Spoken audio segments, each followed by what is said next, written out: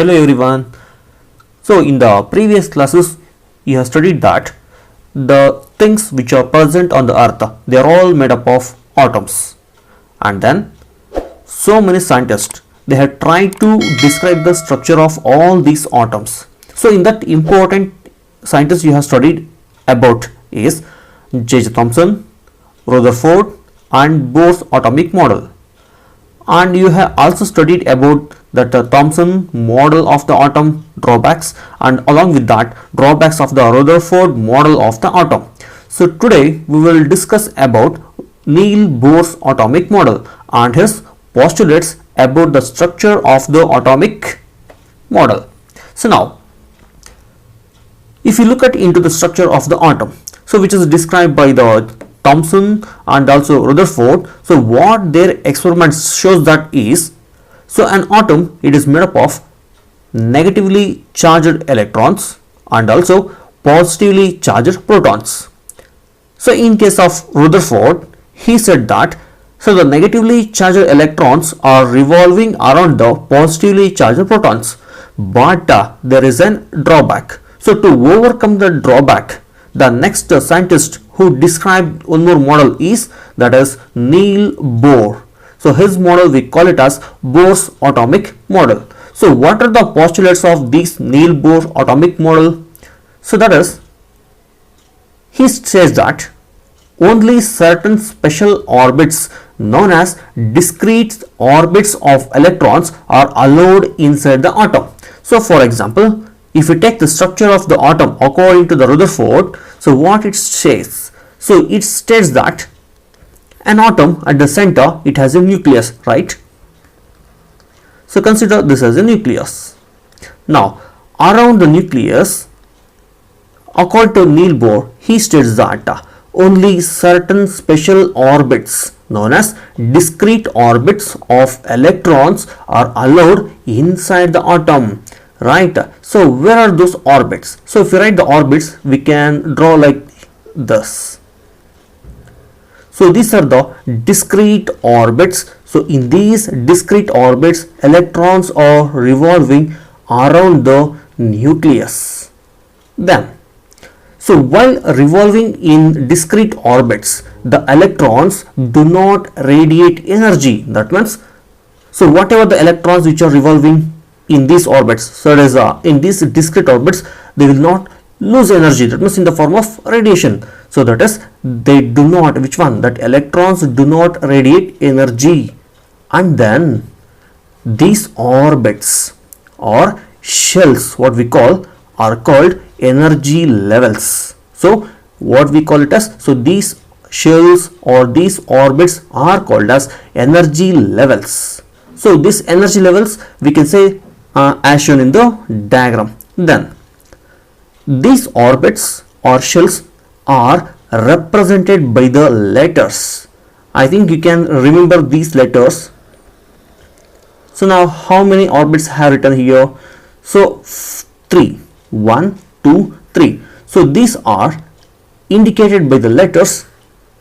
First shell is K, second is L, third is M, and if we have fourth one, so we call it as N, and so on. So the shells or these orbits are indicated by the letters, that is K, L, M, and the next shell is N. And also the numbers, shell number is K is 1, L is 2, and M is 3, and N will be 4.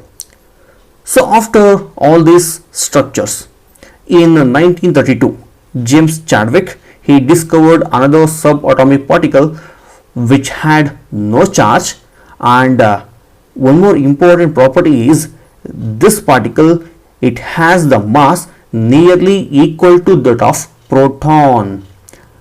So please remember it. Rutherford, he showed that positively charged proton is present in the center and the negatively charged electrons are revolving around the nucleus.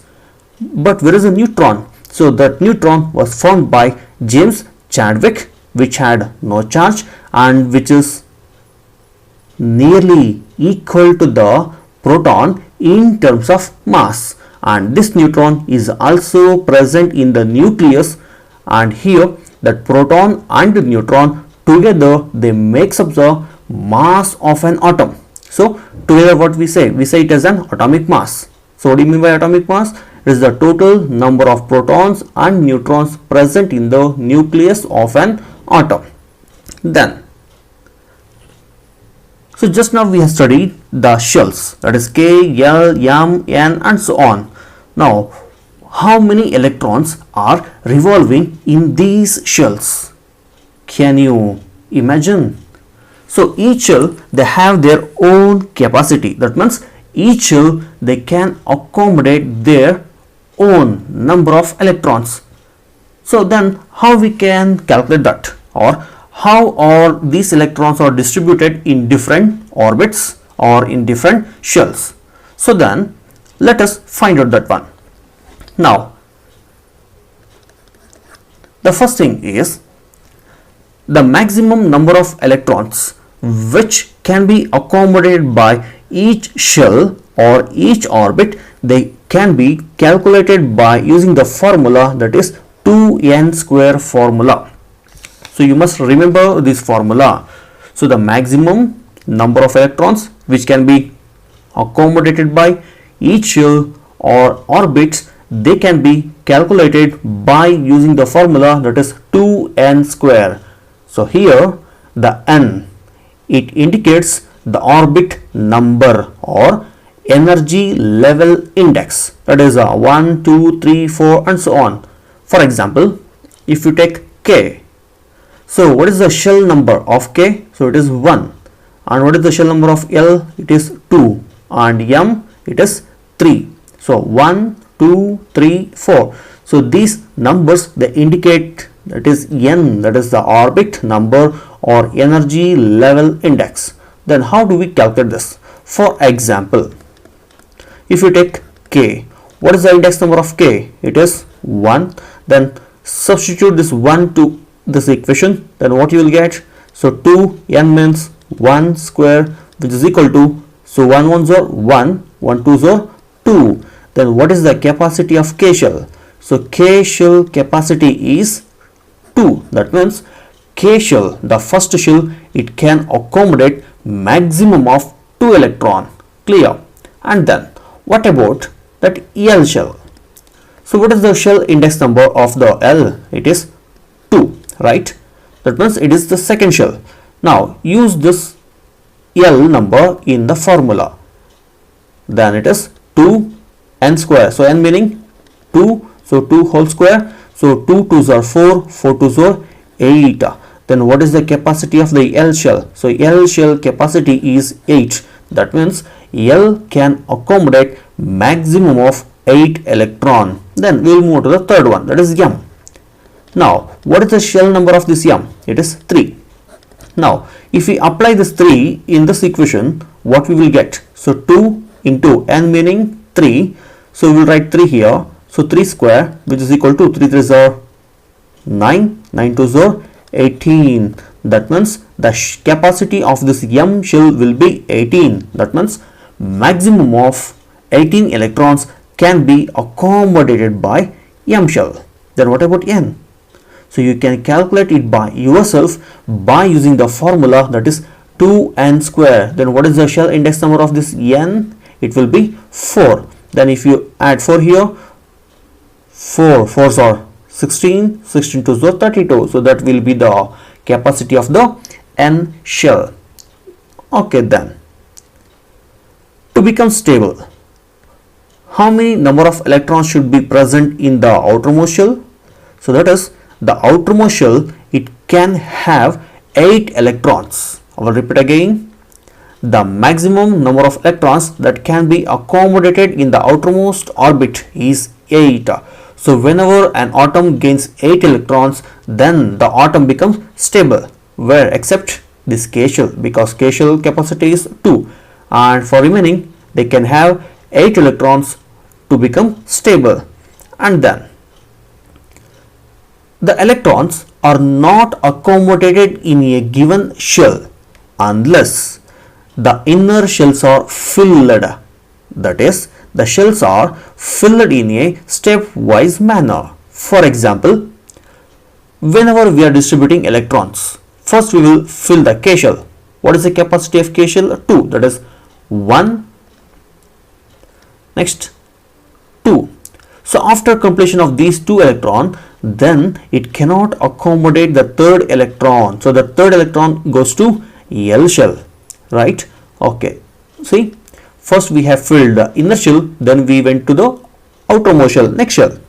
So in this manner we will fill the number of electrons in the shells, or we will do the distribution of electrons in each shell. So let us do with some example. For example, if you take hydrogen, so what is the atomic number of hydrogen? It is 1. Then how to write electron distribution for this hydrogen? So as you all know that, so at the center this hydrogen has a nucleus, then around it it has a shell. So how many shells are present? So just it has only one shell, that is K shell. Then how many electrons are present in hydrogen? So its atomic number is 1. So this atomic number also indicates the number of electrons present in the outermost shell. So it is only 1. So I will write that 1 here. Then next one is helium. What is the atomic number of helium? It is 2. Now if you add the structure of helium, so helium nucleus, then how many shells are present here? So it has again only one shell, but the number of electrons, how many? 2. So 1 and then 2 here. Next one, which is the third element? Can you remember? Anyone? So that is lithium. So what is the symbol of lithium? It is Li, atomic number 3. Then okay, so the nucleus, it has proton and neutron. So this is the nucleus of lithium, and then it has how many shells? Now do it contain only one shell? No. Why?